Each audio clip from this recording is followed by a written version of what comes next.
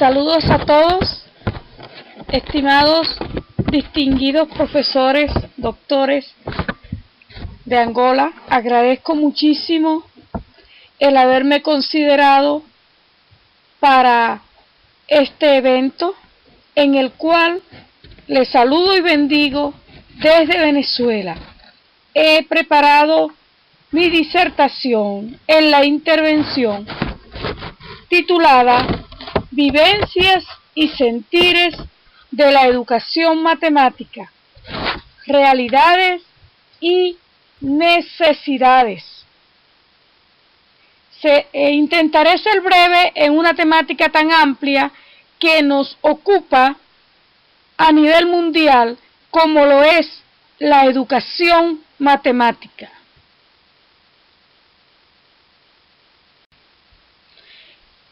Pretendo reflexionar sobre la influencia del currículo tradicional en el proceso de enseñanza-aprendizaje de las matemáticas y la propuesta para ustedes de mi línea de investigación titulada Educación Matemática Decolonial Transcompleja. Le pido disculpas por el idioma y espero podamos comprendernos. Sabemos todos que existe una crisis del pensamiento disyuntivo en la educación matemática, porque se nos ha presentado, diría casi universalmente, una matemática reduccionista que atiende procesos abstractos en vez de atender también procesos concretos, que se ha olvidado en el aula la manera como el estudiante aprende. Se ha llevado una matemática casi siempre de la misma manera al aula. La vida avanza, la vida es cambiante, pero la matemática va del mismo modo y con el mismo método al aula.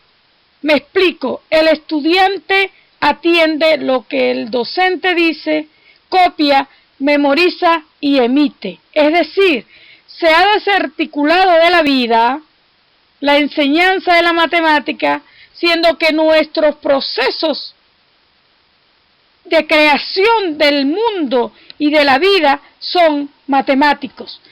Y los procesos del niño desde que inicia en educación inicial son de juegos y son matemáticos. Sin embargo, ellos se desarticulan del aula. Se emite en el aula y se prefiere en el aula, en la enseñanza, los algoritmos que son importantes en la matemática, pero que en los primeros niveles pueden crear graves problemas. Porque el estudiante necesita la concreción, necesita comprender. No se trata solo de aplicabilidad, que por supuesto debe llevar una gran carga en el aula.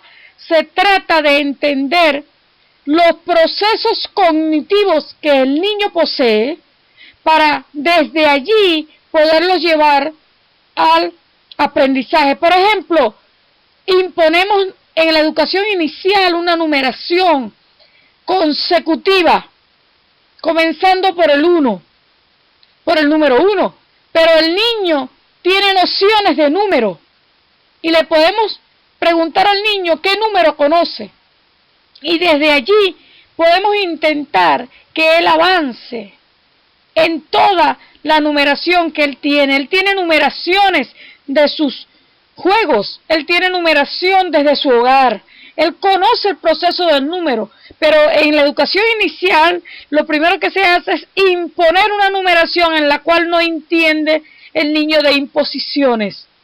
Entonces nosotros debemos ser cuidadosos de cómo sentimos la matemática, cómo nosotros docentes de matemática concebimos la matemática. De la manera como la concebimos, de esa manera nosotros la vamos a llevar al aula. Si concebimos que la matemática es una ciencia solo para unos pocos, denominados inteligentes, cuestión que no es cierta, pero si así lo concebimos, vamos a llevar al aula entonces una matemática inalcanzable en la vida del estudiante. Y esto ha hecho un profundo daño. Hay estudios que comprueban que cuando el niño tiene problemas para aprender matemáticas, se le puede causar problemas psíquicos de alto nivel, de autoestima, que le pueden llevar a ser impedidos para aprender las otras ciencias. Y eso le puede llevar a un proceso grave en el transcurrir de su vida. En la educación matemática de colonial transcompleja que les planteo y que pueden ustedes revisar en muchas de mis publicaciones, les planteo una matemática que vaya, en primer lugar, a desmitificar las falsas creencias que se tienen de la matemática. La matemática es una ciencia que es para todos. Es una matemática que no solo va a resolver el problema, es una matemática que enseña a pensar. Es una matemática que se entreteje con todos los otros conocimientos. ¿Qué les parece si enseñamos matemática desde las otras asignaturas que se le van enseñando al niño? Necesitamos entender una matemática compleja, no complicada solamente. Necesitamos desmitificar el hecho de que en los países la cultura matemática no es importante.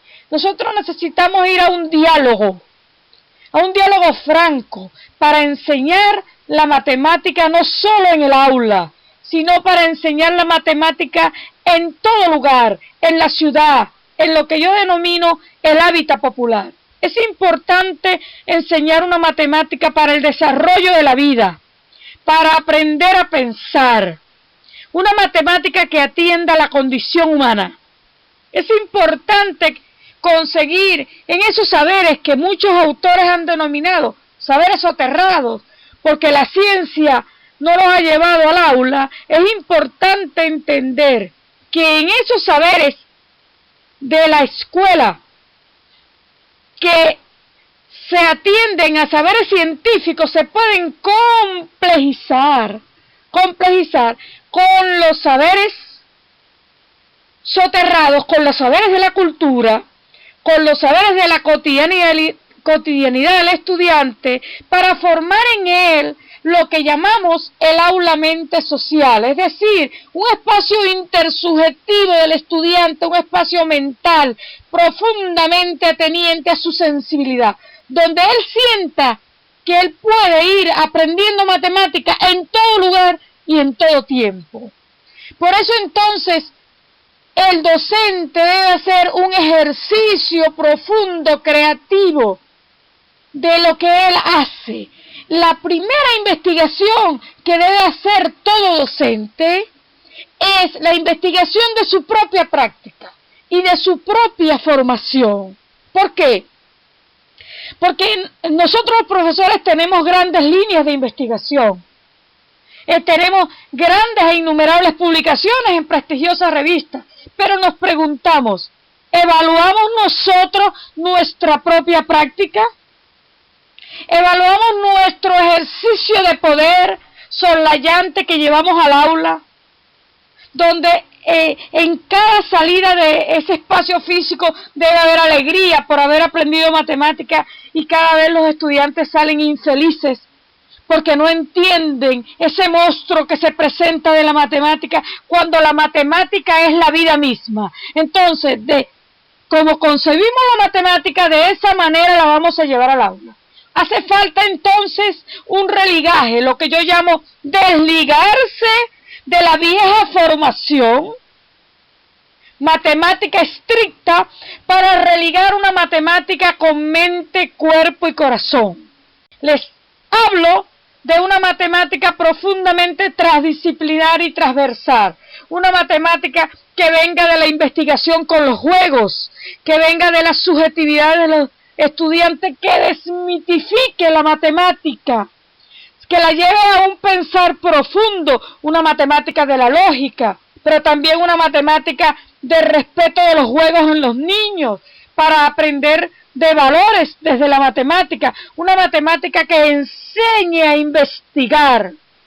Pero esa investigación también debe ser desmitificada. No se trata de la investigación de los que denominan mal denominados científicos, porque déjenme decirle que los niños también investigan. Entonces debemos de ir a un diálogo con las comunidades, con los actores de las comunidades, con la familia, con la cotidianidad, ver los contenidos de la cultura que tienen altos contenidos matemáticos para llevarlos a dialogar en el aula.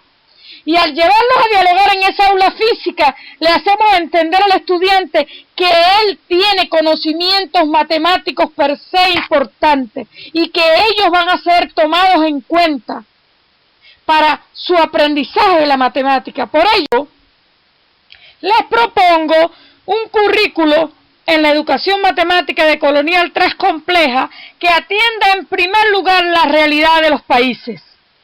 Esa realidad de cada país y la necesidad de formación de cada país debe ser atendida.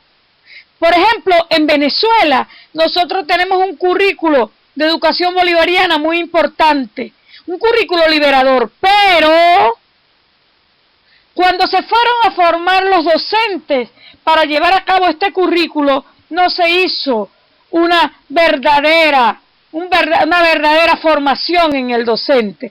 Se quiso hacer con poco tiempo, con una imposición de un currículo que el docente no entiende, y entonces el docente repite nuevamente la vieja historia de una matemática elitizada, de una matemática para unos pocos en el aula. Entonces no se comprende, por ejemplo, cómo podemos enseñar matemática con educación ambiental, cómo podemos enseñar matemática con la lengua materna.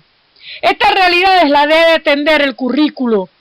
Entonces es lo que yo llamo una decolonialidad planetaria, es decir, que la soslayación debe estar fuera del aula. Educar no es soslayar, educar es inspirar mentes. Educar es atender la verdadera esencia motivacional del estudiante. La educación matemática no puede estar alejada de las otras asignaturas o ciencias, no puede estar alejada de los saberes. Es un currículo que yo llamo profundamente que atiende la ecosofía. ¿Qué es la ecosofía? Es el arte de habitar en el planeta. Desde la matemática yo debo enseñar al estudiante a desenvolverse.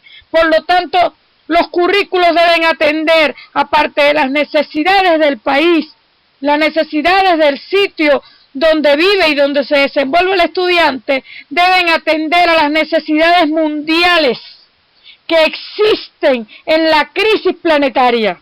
Esa crisis planetaria necesita de grandes docentes formados en matemáticas y necesita de grandes matemáticos que les importe la realidad total y compleja del mundo, que les importe la realidad particular de su historia y de su país, que les importen las necesidades que existen en Angola para atender desde la matemática y aportar soluciones. Un estudiante debe estar capacitado desde la formación de su docente, debe estar capacitado para aportar soluciones a los problemas del país. En esa parte de ese currículo hay un aspecto muy importante que yo llamo la diatopía, que se viene estudiando hace mucho tiempo. Es una categoría sumamente esencial, que es el abrazo de los saberes científicos de la matemática con los saberes soterrados, los saberes legos, los saberes del hábitat popular, los saberes que se atiendan, por ejemplo, en la educación inicial es importante atender a los saberes de lo concreto.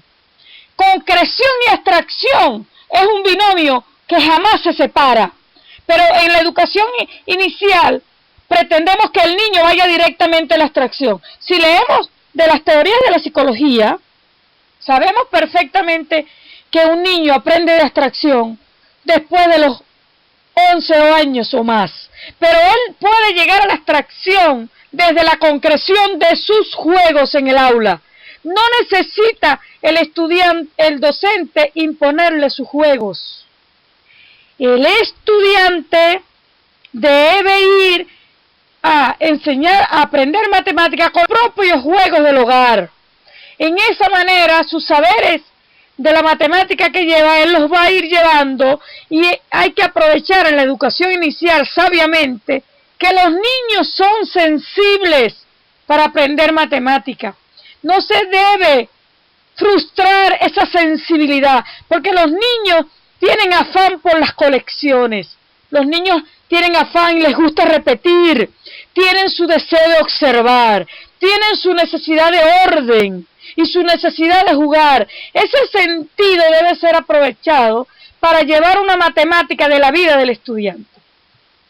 En cuanto a las viejas políticas que obedecen a intereses particulares, esas políticas las debe desmitificar el docente en la enseñanza, porque al fin y al cabo, estimados docentes de matemática, los que deciden qué hacer y cómo enseñar en el aula somos nosotros los estudiantes. Por lo tanto, nosotros debemos de ver en los currículos cuáles son las políticas soslayadoras para clasificar a las personas de inteligente o no, y no aplicar eso en el aula. Nosotros debemos quitarle esa figura que tiene la matemática de imposible en la vida del estudiante, quitarla de ese pedestal y llevarla de una manera armónica y hermosa en la vida del estudiante. Por eso, nosotros debemos de considerar la historia y la filosofía de la matemática en el aula. Miren, en este momento ustedes están viendo allí una demostración gráfica del teorema de Pitágoras, y nosotros nos preguntamos, hace ya 20 años existían más de 360 demostraciones del teorema de Pitágoras, y ahora nos preguntamos, ¿por qué seguimos entonces enseñando matemáticas de la misma manera? En la parte final y conclusiva les traigo un abrazo desde Cumaná, la primogénita del continente americano donde me encuentro. Y para ello quiero invitarles con estas pequeñas fotografías de su servidora, porque soy fotógrafo, quiero invitarle a Angola a conocer a Venezuela, porque eso puede ser posible algún día, y para ello les muestro todas estas bellezas con las cuales me despido con un gran abrazo para todos ustedes, y espero ahora en las preguntas poder aclarar en lo más que se pueda, si el idioma me lo permite, el lenguaje me lo permite, puede aclarar todas las dudas de lo que les acabo de decir. Les muestro mi bello estado Cumaná, les muestro mi bello estado Sucre, al frente del Mar Caribe, en esta amada Venezuela. Un abrazo, Angola.